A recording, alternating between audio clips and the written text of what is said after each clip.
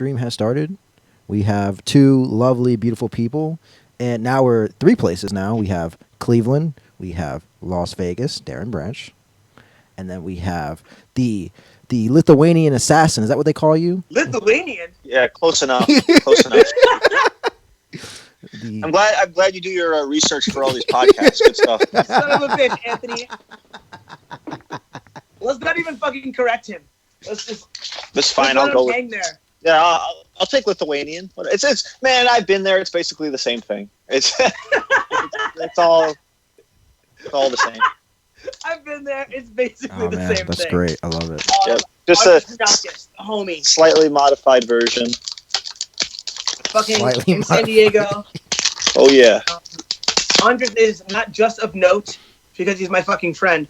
He's also of note because he's a Brazilian Jiu-Jitsu black belt with a lot of medals and titles to his credit. He is also an instructor over at Legion American Jiu-Jitsu. And Andres, what it do? Yeah. What's up, man? It's been a while since we talk here and there, just small talk, but you know, a lot has changed since we've had a long talk too. Just being at Legion now, and then all the crazy shit that's going on in the world. So Yeah. just at least it's exciting. I don't know. We have plenty to fucking cover, right? Like, We have a lot of ground to cover.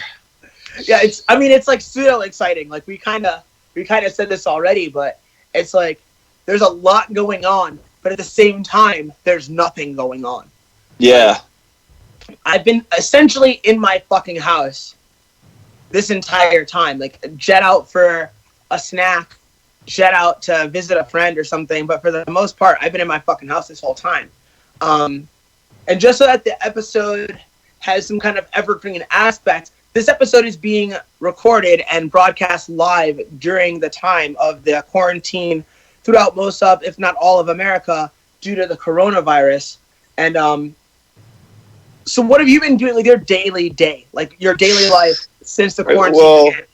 Okay, well, I mean, I had some really, really good timing because last week Talos came into town, my brother, and we built this gaming computer that I've wanted to do it for a long time, finally did it. So now I have like a really just been gaming a lot, but I feel too unproductive if that's all I do. So now I've changed up my my method. I'll wake up in the morning, I'll watch jiu-jitsu. I have to study some jiu-jitsu. And then after I do that, then I'll usually lift or do some type of anything that's needed to be done, any responsibilities. And once I get all that shit out of the way, then I'll just do a lot of gaming. But I need to make sure the first part of my day is I have to be doing something.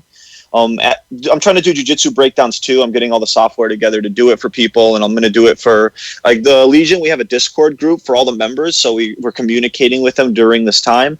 So I'm trying to have my own Discord channel on there where I can just break down all of our students' footage, and I have like screen capturing software with like a little pen where I can draw arrows and shit.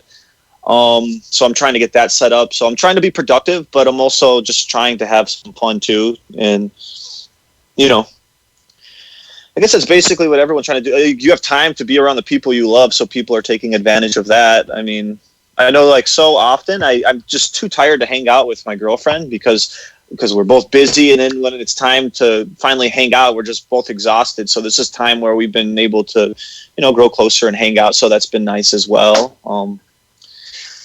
But mostly video games. A lot of video games and hanging out, watching different shows, watching new shows. I'm trying to kind of I know financially this is going to be a hit for me. It's not going to kill me because I have some money put away from seminars and stuff and DVDs. But it's definitely a hit. But I'm just trying to treat it like summer break when I was a kid. Like I'm just trying to say this is kind of like summer break. It's just a really expensive summer break, basically.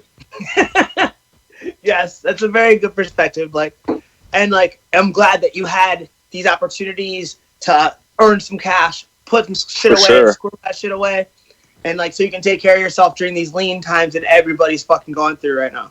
Absolutely. It does suck a pile of dicks. Now you did mention that you're doing this like breakdown of footage for athletes, for jiu-jitsu athletes. Are you only doing that for the guys in Legion, or is that what you're doing as like a test group to see if you're going to branch it out into something larger? Well, I was doing a test group. I did a message on Instagram, and I had a bunch of people DM me with requests and videos. And I did one guy's video, but the audio fucked up. But it was like a 20-minute. It was like a 4-minute match, but it was 20-minute video of me just analyzing it and just talking about things. But the audio wasn't working, so I need to just get that all to work. But I'm willing to do it with other people too. Like I'm gonna do it with the Legion people definitely for free, because they're members. But I think at some point I might charge people when it's a system. I don't expect to make a ton off of it, but just some source of income would be nice. I just don't. I just hate when, even if I have a good amount of money in my bank account, what I consider a good amount of money, just watching it slowly like disappear. It's like the worst feeling. So I want at least some money to constantly be going back in, even if it's like not a lot at all. So I completely understand that.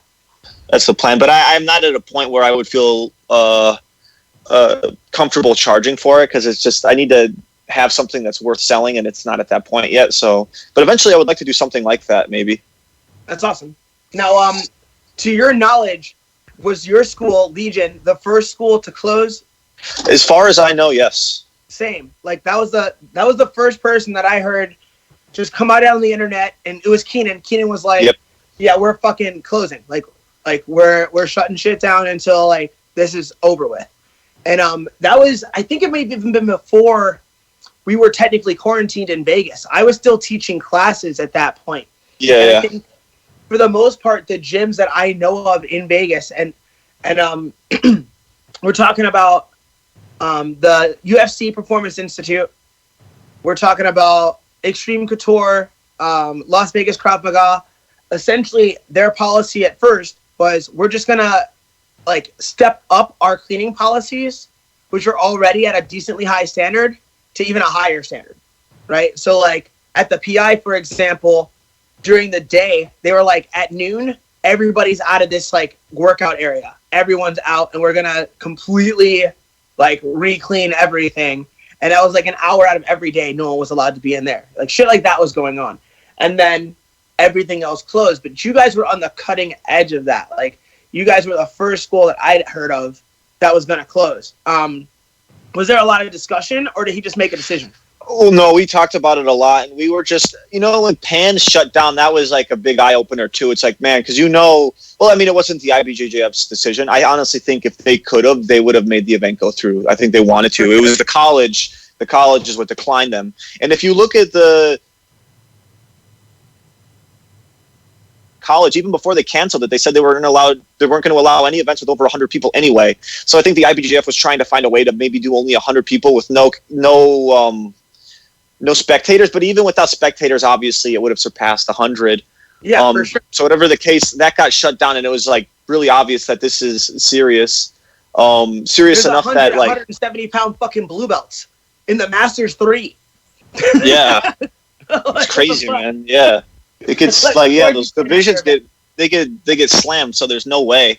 So, and we kind of saw that coming a couple days before. We're like, oh, they're going to cancel it. We should, and then we were starting to look into canceling it too, just because when you think about it, jiu-jitsu is one of the, even though there's not a lot of cases in San Diego, there's about, I think overall in California we have, I forget, I think 1,000 maybe people that are, I could be totally wrong, but whatever the case, like through jiu-jitsu, you're going to such an easy way to transfer it, especially any jiu-jitsu events such as Pans or Fight to Win or something like that. That's just going to spread like wildfire. So a lot of people made fun of us at first for doing it, but now everybody's doing it. So well, that's how things tend to work. Yeah. Whoever jumps out first, like it's easy to make fun of the motherfucker on the left. Absolutely. I know. And the thing too is like, I do not, and I'm not an expert on it, I'm not going to act like I am, but I do not think it's apocalypse, but I think it is something that should 100% be taken seriously, like for sure, because even though I'm able-bodied and I probably wouldn't die if I get it, the elderly and people that have compromised health, they can, so it's good to try to keep yourself inside if you can and try to be smart about it. Just if you look at what's happening to other countries like Italy, like they had like 1,000 deaths the other day. That's a lot, or not 1,000, I think 500. Which is still a lot. That's pretty crazy to constantly be having that many deaths. So, I mean, I just don't think that we should take... Like, I don't want anyone to lose their fucking grandpa.